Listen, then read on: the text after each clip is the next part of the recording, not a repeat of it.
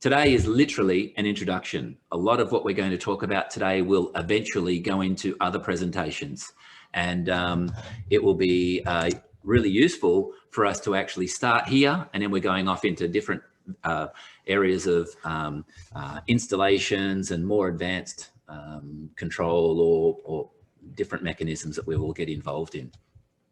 Okay. All right. Today we're going to just give you a quick outline into what we're going to be talking about today. And I really start when I'm talking about bird management as why we would get excited about bird management, why we'd actually get excited to talk to our clients, why your clients will engage your services.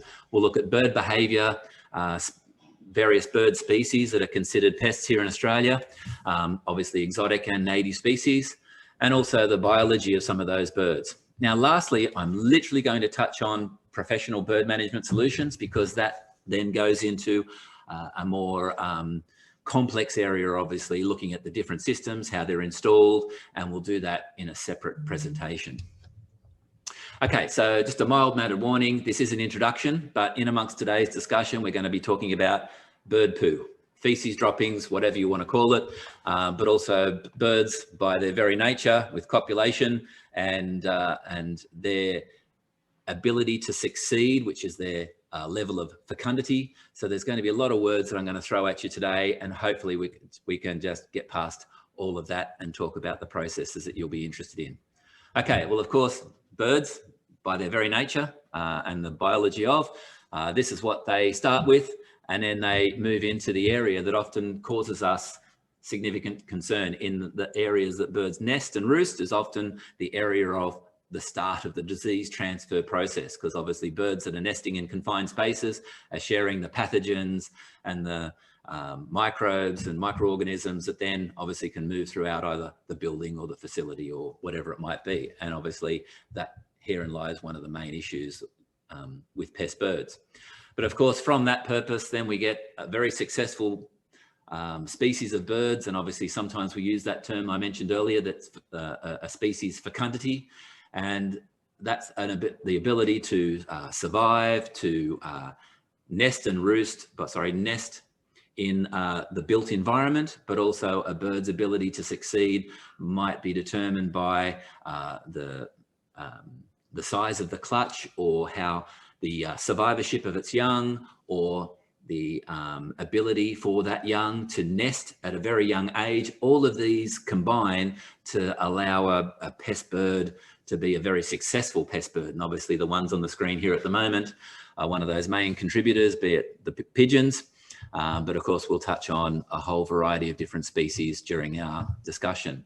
But from professional to professional, I often say, why get excited about bird management? I started my journey in bird management in the very early 90s, traveling over to the United States and seeing that what we were doing here in Australia was very simple, it was primitive, and in seeing a very established industry over in the States, I was able to get some training over there, meet a lot of colleagues. And from the presentation that I gave back in the early 90s to this one now, this slide really hasn't changed. It's exciting because it's challenging. It's still a growing market in Australia. For professionals, it's profitable. There's growing public awareness of the disease transfer of birds, or the impacts that birds have on buildings. And obviously the industries that we're all working in will correlate with the other pests that we're working in. The food safety, or the work safety, and the implications that the safety implications that birds bring to your client base is significant. And also competition in comparison to working with termites or cockroaches or general pests. Competition is still limited. Competition is very strong, and obviously there are different levels of market forces, but certainly it's still a viable market to be involved in. And so I still think it's very interesting or exciting to be involved in this market sector. So of course, I'm going to show you a lot of photos from installations that we've been involved in. This is an installation on the screen at the moment of driving a 180-foot knuckle boom. So I guess, why is it exciting? Well, it's very challenging, and sometimes working at heights can also be very challenging in itself. Also just driving big toys. You know, this is a 135-foot knuckle boom in a mining environment. So you're often finding yourself in extremely challenging areas to work in. And of course, some of the projects are very large. And so here's an example of a large project that just doing a netting environment in a breezeway. This actually is in Auckland, and training a company over there. We're often finding ourselves just working in really large and hopefully profitable, and from a financial perspective, you know, a scalable option when it comes to the business side of bird management. So this is just one of the very few wordy slides here, and I've really left these in as part of your notes. But bird management is very similar to all areas of pest management. You know, we look at the conducive elements to a building that makes it suitable for birds to nest and roost. And so we look at those conducive elements just like we would with termites and other pests. So an environment where there's birds, there'll be obviously a place to nest away from human intervention. There could be feeding opportunities, or it could just be areas created by warmth that gives the birds the interest to be there. Other situations, like here in Melbourne, we get a lot of seagulls nesting on roofs, and so they're gaining the warmth, the radiant warmth from the roof, but they're also away from predators such as foxes. And so there are a number of reasons why the bird species will impact the facility. Urbanization, I guess that I'll often refer during the presentation to the built environment. So urbanization, or our environment, these bird species are very much adept at joining our food sources or our shelter in order to succeed. I've spent the entire week in a waste transfer station. So of course, the opportunistic aspect of birds just coming in to actually feed on human waste, it's just very interesting that birds will actually happily succeed alongside us. So the potential markets that you're going to be looking for, well, they're the markets that you're already doing business in, and be it from shopping centres or airports, hospitals, the educational sector, apartments or domestic situations. All the buildings that you're currently working in the commercial sector will have impacts, some more than others. But again, those conducive elements can all be found in the areas that you're currently doing business. The one thing I particularly like about bird management is that when I'm driving down the road, I can't tell which house has termites in generally, but I can always see flocks of birds either on the building or exiting or entering the building. And so birds are very visual. And so from a sales or from a client identification perspective, I can see where the birds are in a lot of cases. And of course, droppings in amongst all those environments are very obvious in which to see. And in fact, of course, if I owned this particular car, I'd be pretty upset. But when we look at the various impacts, birds bring a lot of damaging issues to your client base, be it to the physical aspect of bird droppings, right through to tiny microscopic pathogens. All of those things will have an impact. So let's touch on your clients and the impacts that birds are going to have on them.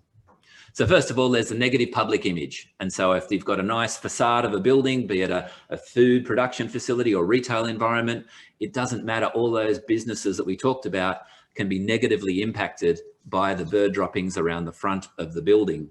But of course, then there's that damage to goodwill or damage to the reputation when us as consumers, we see a dirty environment on the outside of a building. So negative company image can be a major issue. Cost of cleanup. The cleaning up itself, of course, is dangerous, but also the cost of cleaning on many facilities is significant. And also even just constantly cleaning a facility can be damaging to the surfaces. So cost of cleaning to your clients can be significant. Sometimes the practicality of the cleaning. Here we've got train tracks on the left or pallets up high, or areas of sea channels in the building that are really difficult to access. But of course, the practicality of cleaning can be really difficult for your clients. And of course, when bird droppings is down on a floor, be it a local hardware store or a retail environment or a warehouse, droppings on a polished concrete floor can be extremely dangerous, extremely slippery. And so they're the things that your clients need to be aware of. Great. I was just seeing if anyone else needed to be invited in. But damage to equipment and damage to surfaces. So the uric acid or the acidic nature of bird droppings will impact the Duco of a car, paintwork on a building. It'll craze windows and reduce the impacts or reduce the efficiency of solar panels. So they have a very wide-ranging impact on surfaces.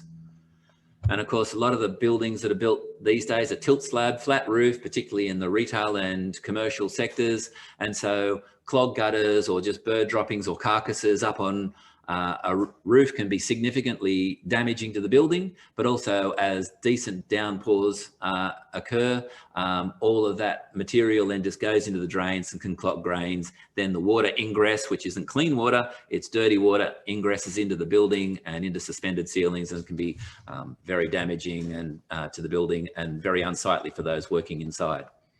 And damage to inventory. So thinking of the retail sector, bird droppings on outer packaging will often be rejected if you're in the HACCP supply chain or the food supply chain.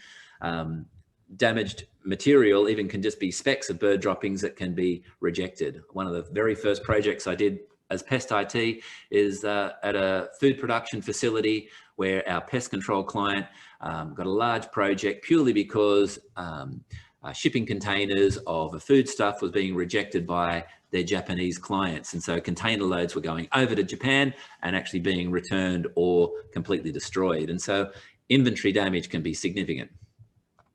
Noise and parasites. Well, noise in a hotel environment can be unnerving, but around the house as well. And of course, bird mites.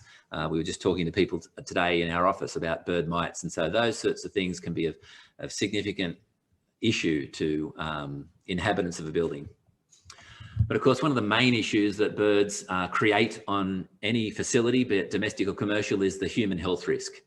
And obviously here we've got on our screen, you know, an air conditioning system where you've got the movement of air from the inside of the building to the outside, obviously from the outside back in. And so there's filters in place, but the impact of the microscopic dust or pathogens can have an impact to people on the inside of the building, staff absenteeism, and a whole raft of different issues.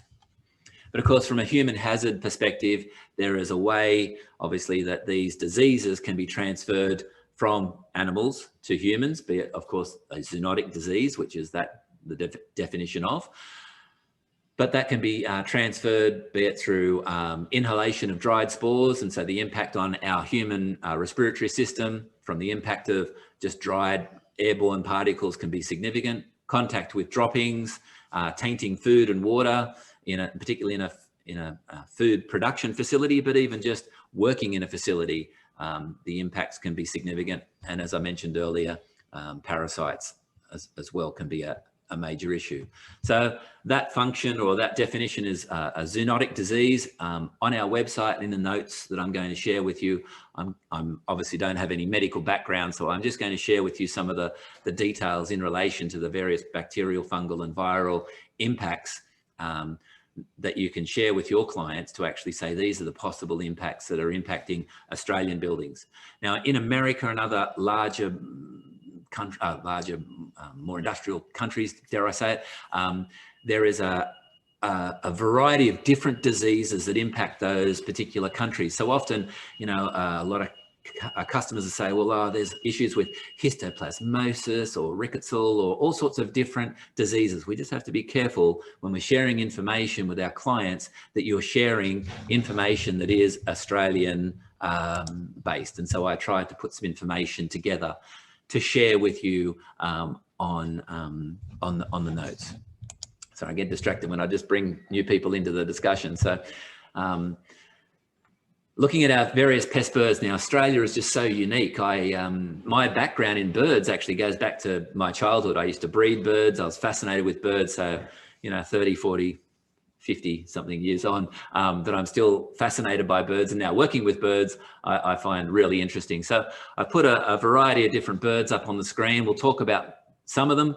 I find it really unique that obviously Australia is impacted by global exotic pest birds, but also its own native bird species. And some of them are, of course, very beautiful. And when they're in a pest environment, particularly our parrots and cockatoos, it can be a major issue. But it's obviously a confronting issue that we're sometimes dealing with, beautiful organisms. Not so much our friend the pigeon. So I'm not going to go through all of the particulars of every one of these pest birds. I just want to share with you some interesting things. So the lifespan of a pigeon is really interesting. In a pest environment, pigeons will often only live for 3 or 4 years. But the interesting thing about pigeons, if you had them in the backyard, so in a pigeon coop, pigeons will live up to 15 years because, of course, they've got the guaranteed, food, shelter and water. But in a pest environment, we find that a lot of the pest species are living under stress. They look really happy, but they're having shorter lives purely because it's a fight every day to gain food.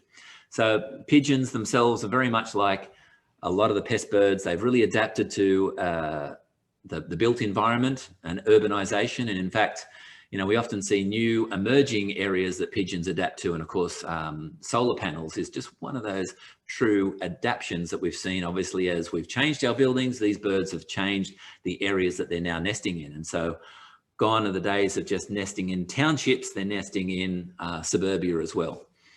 So pigeons will make very simple nests, but in fact, they'll also just prefer just to find a sheltered ledge away from human intervention, and they'll be happy just to do their nest in a very rudimentary way. The interesting thing about a larger bird like this have a very short incubation period. A lot of the smaller birds have short incubation periods, but for a bird that size to have an incubation period of 18 days, having 3 to 4 broods a year. So even a large bird such as that is a really successful domesticated bird that's really survived all throughout the world. So I'll move on to another bird, starlings. Starlings are a major issue in regional Victoria and regional New South Wales and some of the city areas. And I think what I love about starlings, of course, is their scientific name, Sturnus vulgaris. I mean, this is literally a vulgar bird that really likes to live in its own filth. It brings a lot of obviously mess to commercial situations. In fact, starlings can eat 1/3 of their body weight in a day. And so they're wasting large proportions of that. So for a relatively small and excitable bird, they're sharing a lot of waste.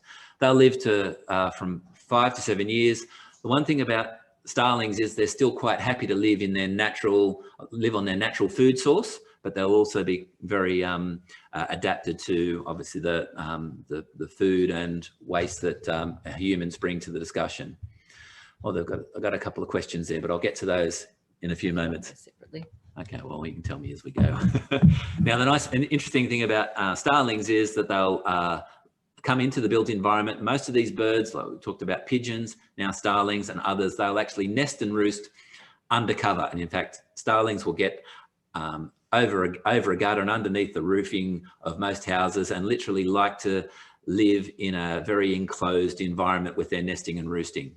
And again, they'll have a couple of set breeding seasons throughout the year. And again, a shorter incubation period of about 12 days. The young will fledge in around about 18 to 21 days. And so a really short stage for the birds to be in that sort of nest, but also they will be completely weaned almost immediately as they leave the nest. So a very young, successful bird can go on to obviously not need any human any parental intervention at a young stage. I think I got that right.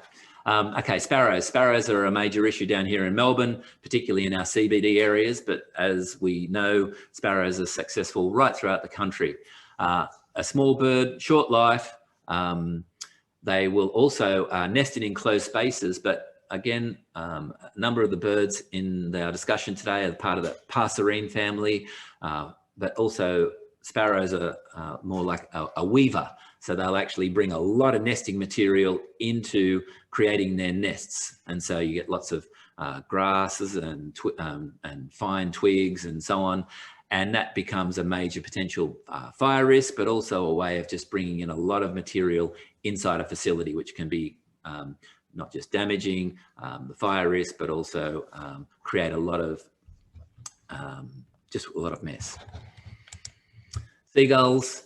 Seagulls are part of the staple environment for bird managers here in Melbourne. I've never really understood the impacts of seagulls until I started living here in Melbourne over the last 5 or 6 years. And so seagulls can actually inhabit roof areas where you might have a roof in an industrial area where you might have 1,000 or a couple of thousand seagulls nesting on that roof between May and October. And so the impact on that building is significant. Not only is it coated in bird droppings, but also that bird droppings can reduce the life expectancy of that roof by about 50%. So of course, if your cars are parked out the front, your cars are covered in bird droppings, but also there's the noise factor, the smell is significant. Now, in Melbourne, I would actually think of Melbourne as a fox city. So we've got a ground nesting bird that can no longer nest on the ground. It has to nest in an elevated position. And so Melbourne is one of about 20 cities around the world where seagulls nest on roofs in large numbers. But of course, if it's your warehouse that has the issue, then it can be a major and costly impact to your business. And we work with seagulls with elevated netting, and we also look at deterrent systems like visual systems such as eagle eye and so on. Now they tend to have two very distinct nesting periods throughout the year, and that actually is just, we would incorporate that because there's so much nesting happening here in Victoria between May and October. And so again, a very successful bird in a lot of areas, particularly seaside areas. Of course, if we take Melbourne away from the discussion, you know, seagulls or silver gulls are a very successful bird, a native bird, of course. And when we talk about native birds, in fact, our first native bird to touch on, of course, we've got a protected species. We have to afford them, obviously, a level of obviously protection and thought in how we actually work with them. It's generally going to be a non-lethal, obviously, non-lethal approach, and that's why we're using exclusion systems or visual deterrence. All right, and so of course, here's an example of what we'd see on a roof here in Melbourne. One, we'd see a significant amount of bird droppings that can clog gutters. Again, with clogged gutters, then of course we get ingress of water into the building itself. And obviously we get tainted water harvesting and obviously damage to the roof itself, reduced life expectancy of the roof itself. If I've owned a building and I'm expecting 50 years out of its life and only get, 5 years out of the gutter or 3 years and only, 25 years out of the roof, there's a real potential chance, be it for landlords or building owners, that there's going to be a lot of disruption in how that building life or the tenants of that building or the owners of that building are going to be impacted. But of course, with live ones, we also get dead ones just through natural attrition and the stresses of being in a pest environment. And of course, we often get a lot of carcasses and a lot of chicken bones where the birds are redigesting their food throughout the course of the roost or the evening. And so we get a lot of debris on the roof itself as well as carcasses. Another native species, swallows are generally considered a citizen of the world. This particular species, known as the welcome swallow, is the swallow that we tend to deal with the most in a pest environment throughout Australia. So of course, we've got a protected species. We've got a bird that also has a very distinct nesting period, but of course that nesting duration is the same, but nesting times can vary throughout the year when you look at different parts of Australia. Very small, very excitable bird, very rarely lands except to roost. It's what's called an aerial insectivore, so it will actually eat insects only, but also eat insects while on the wing. And so they'll be flying and catching and also drinking while in flight, and actually just swooping down and just getting their drinks and obviously eating that way. So that also has a very strong understanding of why our impacts of some birds are possible, and for an aerial insectivore is completely different. So this is a bird that also creates mud nests. So it will actually grab mud and spittle and create a cup-shaped nest, and it will actually have 4 to 5 eggs or 4 to 5 young a couple of times a year. And so what is also interesting is that they are a seasonal visitor to a lot of facilities. And so the idea is that they'll have an area that they will head out to for most of the year for their feeding. And that could be a rural area, some location away, but they'll also come back into a building, and very habitual. They'll come back to the same building, same location, and nest and roost. So the interesting thing about a lot of the birds that we're dealing with here are also very habitual and in how they will like to nest. They will actually like to nest in the same location that they were born. And so we often get that cycle that just is ongoing, and the populations of these nesting areas or feeding areas just tends to grow because literally these family groupings become flocks. Okay, and interesting, a lot of the discussions we have, be it on the Australian Pest Managers Network or in general, is often we have this group we call swallows. And in most cases we're dealing with welcome swallows, which is the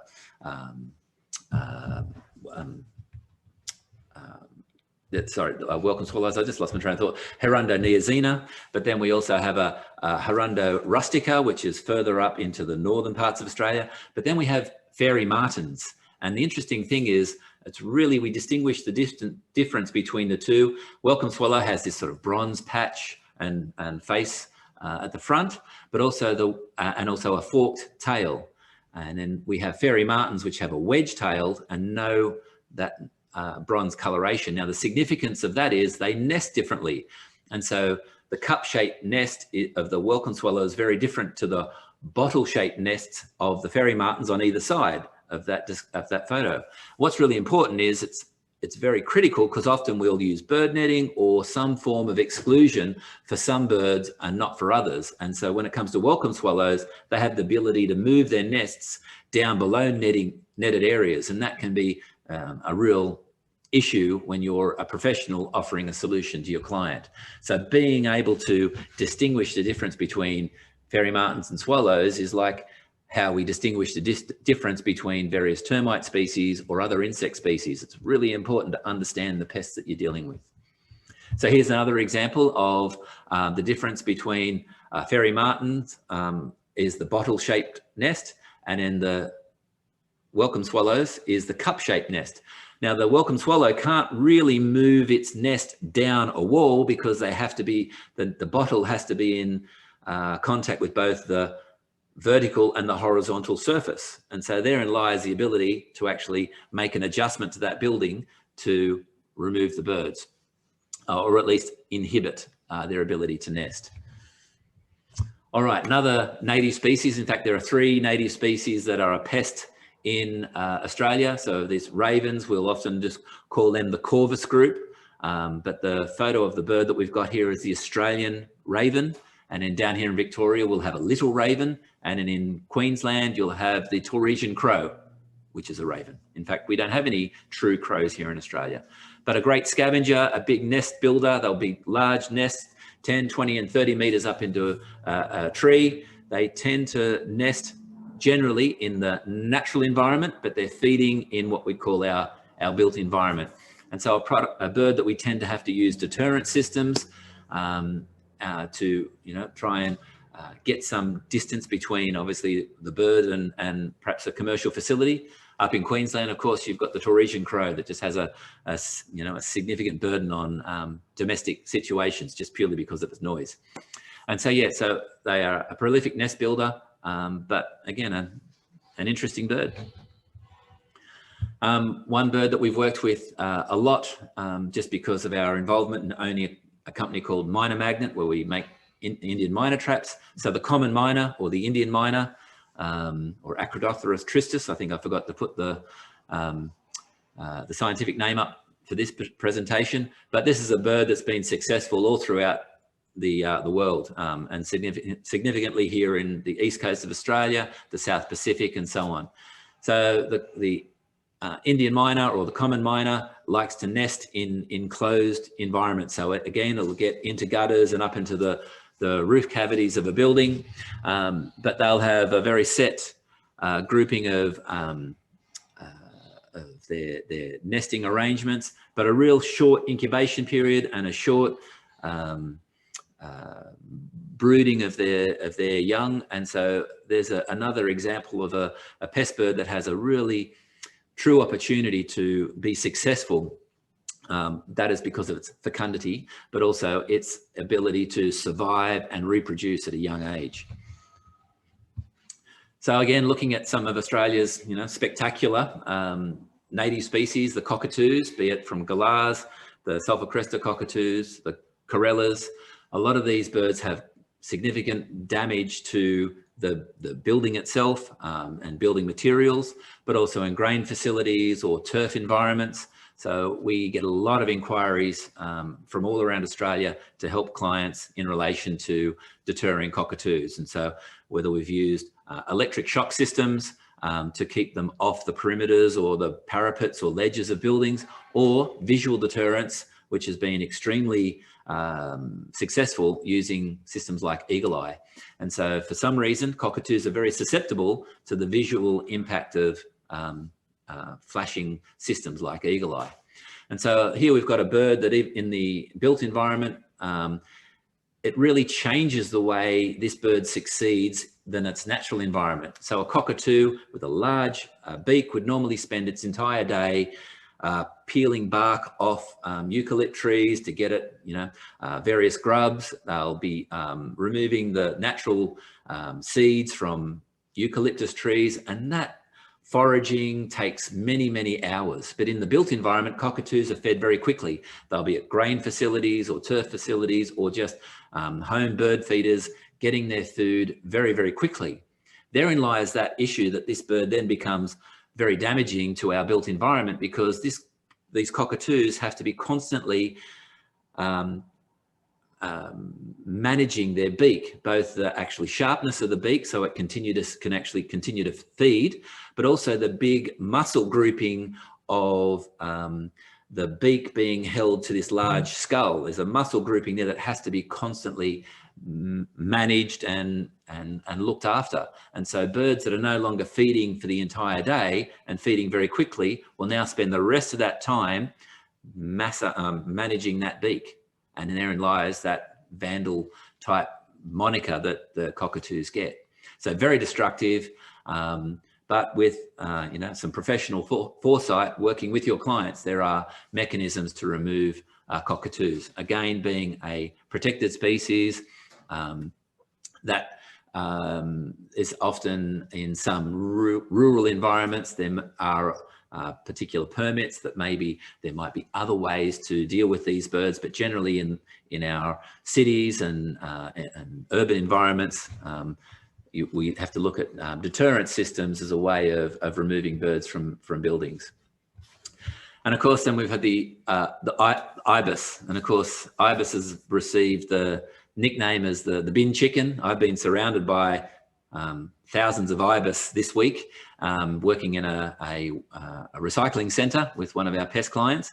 But this is an amazing bird when you actually look at them in their natural environment of, say, the Macquarie marshes and beautiful, aquatic environments. It's actually quite an attractive bird, or attractive in its way that they feed and nest in the wild. But here obviously be it on the coast or all throughout urbanized Australia, they're nesting in Canary Island palms, where they've got great ability to be protected from predators, and they will just basically nest on man-made islands in council areas and so on. But of course, they're feeding in very unsanitary environments. And so during some of the significant droughts, when this bird moved en masse right throughout coastal Australia, 15 or 20 years ago, to become such a major issue, now their food source is the local tip, the recycling centre or landfill. And of course, they're transferring the pathogens and the E. coli and the salmonella from those areas onto our streetscapes or parks and gardens. Therein lies the major issue with this particular bird species. And so obviously the bin chicken has its name for a reason, but it can actually be quite a dirty bird, so to speak, with the pathogens that it shares with us in our parks and gardens. There's plenty of other birds that actually have an impact, I haven't really gone into all of those, but a lot of the parrot species, noisy miners, ducks, of course, and a lot of aquatic birds, be it in parks and gardens or in an aquaculture area. There's a whole variety of reasons why specific birds become a pest in some situations. So from a professional's perspective, it's really important that you understand not just the behaviour of the birds, how they live, where they nest, the impacts that they have on your clients, but you also need to be able to identify the birds, be it from looking at the bird or just identifying the nest or the droppings themselves or feathers. So understanding that is getting the ability to maybe share that information or ask your colleagues, be it through various Facebook groupings, or just talk to professionals to gain whatever information, or just talk to Google, and that would be a great way to find the information. But also understand or recognize those conducive elements and the reason why the pests are there. And that's a great way to share that information with your client to help them understand the impact of those birds. One of the concepts I'd like to share with you or leave you with, of course, is how do we use an understanding of that bird behavior and share that with our client. And it was given the term many years ago as bird pressure. And so often we refer to pest pressure as the impact that pest is having on a facility. Well, bird pressure is no different. And I talk about bird pressure, and we look at that as understanding that it's the impact that bird has and its commitment to a facility. So understanding that all of the individual species have their own traits, understanding or being able to identify those bird species is really important, and the impacts that they're having on the building and the reasons why they're being attracted to that building is really important. One thing we do have to recognize is that most of the bird species, apart from say seagulls, which we touched on, pretty much most of the birds, and again, the other one I will leave out will be ravens, but the rest of them will tend to nest and roost undercover in our facilities. And so in most cases, we know that we've got to find the nest or the roost that the birds are actually being attracted to. So those conducive elements, and I've got those in your notes, will just be food, water, shelter, or just the ability to get away from human intervention or away from predators. There are a variety of different reasons why birds are going to be impacting your various facilities or your various clients. And of course, seagulls and other birds will also just have an impact on the outside of the building. And here's a classic example of what we see here in Melbourne with large amounts of bird droppings on the roof of a building. So when we're talking about bird pressure, we actually sometimes just think of the simple aspect of how committed the bird is to your client's environment.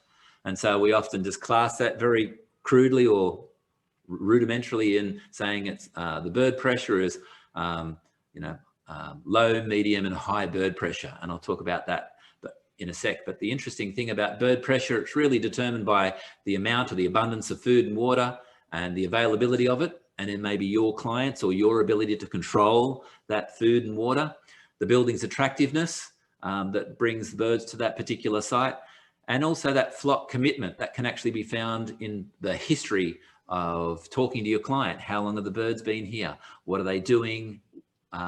What is the impact on your building? But that flock commitment will actually give you an understanding of what sort of a ladder you need to climb, or how hard you've got to go uphill in order to meet the challenge of removing those birds. And of course, also the amount of human intervention. We often see instances where there's no human activity and birds have that ability to be completely successful in nesting and roosting or feeding either in or on a facility. So bird pressure really just comes to how committed the birds are to a site. And so your ability to understand the bird pressure will help you travel through that pathway of coming up with a solution. In fact, all the products in our range and pretty much all of the global bird management systems, they'll all have a bird pressure rating. Some products are designed for heavy pressure situations where birds are nesting and roosting, and other systems are designed for, building parapets and so on, where it might be a light pressure. So I'll just touch on that now. So heavy pressure situations are those areas that are away from human intervention, nice enclosed spaces where birds can nest and roost, and most importantly, they're spending the night. So in a roost, the bird is going to be very committed. It's going to be really difficult. And the only way I'm going to be able to remove those birds or exclude those birds is literally going to be some form of exclusion device, be it bird netting or some way of just blocking off that area. Now, the interesting thing is sometimes this is where we see products fail. And often we say, well, that product failed. But actually the product didn't fail. It was the professional's failure to identify the bird pressure and use the wrong product. And that's really important, that products generally don't fail. It's just used in the wrong location or not for that purpose. So birds are very committed to this particular situation, away from human intervention and having a night roost where they're nesting. Now, medium pressure generally means that there's going to be food available, and obviously I'm showing an education area where kids will be feeding the birds, but also when there's food around, you might have correctional facilities or healthcare facilities or aged care facilities where you've got unprotected areas where the birds will be around, perhaps not nesting, but they'll have an abundance of food. We would call that a medium pressure situation. And then we get a light pressure situation where we might have an area where the birds are congregating to perhaps digest their food, get warmth, or just literally congregate to socialize. And so that's what you'd call an unprotected ledge that's in full sun. And so we know that the birds are probably not nesting and roosting in that situation. So we can actually use a light pressure situation. So again, we'd go back to various catalogs and we might say, okay, well, I might use bird spikes or even bird wire in those environments because I'm going to have success in edge protection. I might have to go and have a look at the rest of the roof to determine whether the birds are nesting and roosting in parts of that roof. But that all comes back down to how we go and do an inspection. And we're going to touch on that later in the year in one of these presentations. So products. I'm not actually going to go into a full raft of all the products and solutions. I'd like to do that with a bit more detail. And we're 40 minutes in, and in fact, there and abouts. So we're not going to go here, but I'm going to talk about the groupings of various products and how we might just use them in this situation. And then we can expand on that at a later stage. So exclusion systems, of course, we're going to look at bird netting. That's probably the largest or the most challenging and most interesting part of my existence in bird management. So bird netting, where you're actually just putting some sort of system in between, obviously, the birds and where they want to be for their nesting and roosting. And so when they're nesting and roosting, we really have to use exclusion. And an example of that also is solar exclusion mesh. So regardless of the brand, solar exclusion mesh is being used around all the solar panels that are obviously springing up around Australia over the last 10 or 20 or so years.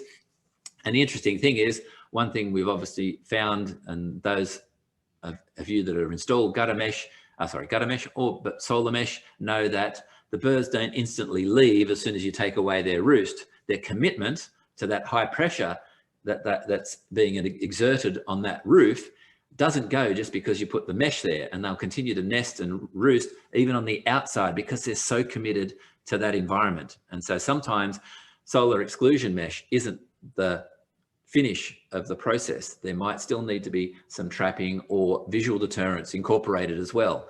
And so that's something just to be aware of. Gutter mesh, door brushes, anything to exclude birds though can be extremely useful in the deterring process. Then we look at ledge systems. Now, bird spikes and ledge systems are the most common part of bird management.